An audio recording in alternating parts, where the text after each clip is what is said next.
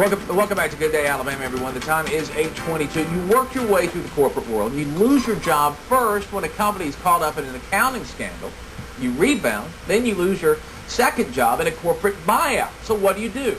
Write a novel about a society basically where no one works. That's what Steve Dupont did, and he joins us this morning here in the studio. Was that a good setup for you? That's pretty much it, Rick. Yeah. Unfortunately, the not working society doesn't work out so well. It goes rather badly. So yeah, I guess by that it was an experiment to kind of figure out, would something like that work? And I guess the answer is no. Well, you were one of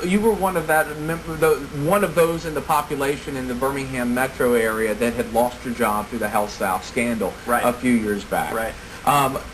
Is that when all of this happened? Is that when this book came to mind? I did have a couple of months off during that interim period when I had a lot of time to work on the book. I've actually been working on the book for probably close to 10 years, but a lot of that time I have been employed full time. What's the whole idea behind it? Behind the book? Yeah.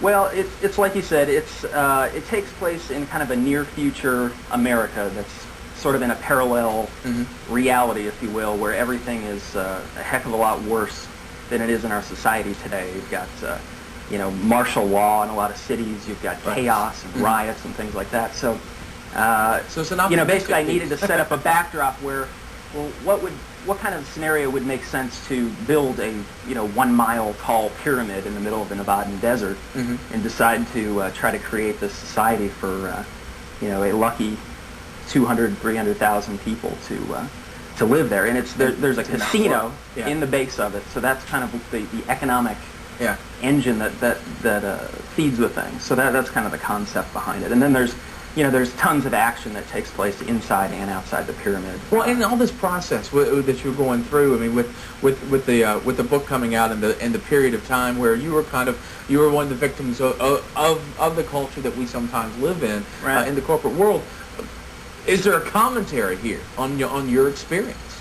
Well, I would say no, not a direct commentary. Yeah. And I don't really, excuse me, I don't really spend a lot of time talking about the set of conditions going on in this America. But I suppose it does, I guess you could say it does sort of reflect an underlying bleak outlook on where we're going. Speaking of bleak, I've got to ask you, the T-shirt, Scurvy Survivor. Yeah, I don't know if you can see that on the, I don't know if you can see that at home. It says Scurvy Survivor. It's often, it's a shirt that's often met with amusement. Excuse me. When I wear it out, but the crazy thing is that it's understandable because most people are under the assumption that scurvy was eradicated hundreds of years ago. That's what I was thinking. You said, asked me about it. I'm like, oh yeah, very funny. Right. But actually, in the wake of this Health South debacle, I went in. I wouldn't say I was deeply depressed, but I was eating very poorly, and I was diagnosed with scurvy. That is. I was shocked. And it's because the manifestations of it are very similar, fatigue and muscle soreness and things like that. And a lot of people don't realize that, about 3 out of 4 people, believe it or not, have scurvy at one point in their life. They just don't realize it. It's a very mild case. Well, you see, the next book is Scurvy Survivor. How to survive scurvy. Well, actually, it's funny. My publisher, Skull and Bones Publishing, is working on a compilation called Scurvy Survivor Stories.